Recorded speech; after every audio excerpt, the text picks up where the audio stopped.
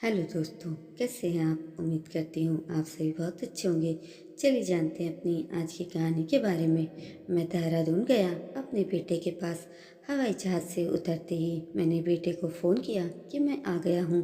तुम कहाँ हो। तो उसने कहा, पापा मैं अभी ऑफिस में ही हूँ, आपके लिए कैब बुक किया है, एयरपोर्ट के बाहर होगा, जाकर बैठ जाइए। घर का पता कैब वाले को दिया हुआ है, वो घर तक आपको पहुँचा देगा। मैं टैक्सी में बैठ गया और बेटे के घर पहुंच गया। घर का ताला खोलकर दाखिल हुआ, फिर ड्राइंग रूम में सोफे पे पसर गया। थोड़ी देर में डोरबेल बजी। जब मैंने दरवाज़ा खोला तो दरवाजे पर डिलीवरी बॉय खड़ा था, कुछ खाने के पैकेट लिए हुए। मैंने उससे पैकेट लिया ही था कि बेटे का फ़ोन आया, पापा आपका लंच भिजवाया है, खा लीजिए और आराम करिए, शाम को मिलता हूँ आपसे। खाना खाकर सो गया। मैं बहुत थक चुका था और सुबह 4 बजे ही बरेली से देहरादून की फ्लाइट पकड़ने के लिए रात 2 बजे से ही जगा था, इसीलिए गहरी नींद आ गई थी मुझे। जब बेटी की आवाज़ आई तब मैं जागा। पापा कैसे हो आप। वह मेरा हाल चाल लेता रहा और बार बार मोबाइल पर ही ध्यान दे रहा था। वह बहुत खुश था क्योंकि पापा पहली बार देहरादून आए थे। दूसरे दिन सुबह उठा तो चाय की तलब हुई। आदत थी मुझे सुबह सुबह उठकर चाय पीने की। तब बेटे से मैंने पूछा कि किचन में दूध और चाय पत्ती है, चाय बना लेता हूँ। वह हंसकर बोला, पापा मैं चाय कहाँ पीता हूँ। सोफे पे लेटे हुए मोबाइल पर उसकी उंगली तेजी से घूम रही थी। मैं चुपचाप बैठ गया।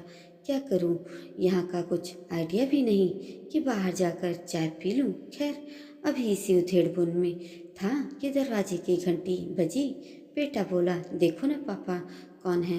बेचारा बेटा नींद में था और मेरे चलते वह जल्दी उठ गया था। मैं दरवाज़ा खोलने चला गया, देखा तो दरवाजे पे गर्मा गर्म चाय के साथ इडली सांभर बड़ा का पैकेट लेकर डिलीवरी बॉय खड़ा था।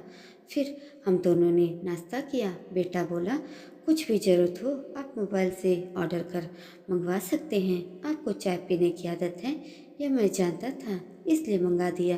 अपने बेटे की नवीनतम तकनीकी सुविधाजनक मोबाइल फ़ोन ने मुझे अपनी पीढ़ी की याद दिलाई कि जब पापा ऑफिस से आते तो दौड़कर हम सब भाई बहन उनकी खातिरदारी में लग जाते थे। कोई दौड़कर पानी लाता, कोई नाश्ता देता तो कोई जूठा बर्तन उठाता उनका।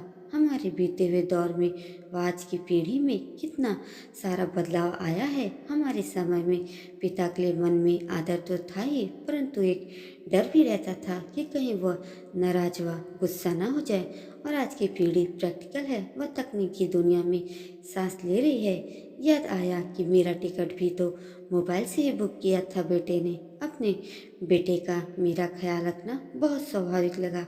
आज के समय में बहुत से माता पिता को लगता है कि उनके बच्चे उनकी बातों को नहीं सुनते, उनका आदर नहीं करते। पर ऐसा नहीं है कि हमारे बच्चे हमें प्यार नहीं करते, हमारा आदर नहीं करते। वह भी बहुत प्यार करते हैं हमसे। उनके मन में भी बहुत आदर सम्मान है हमारे लिए, बस उनका तरीका बदल गया है।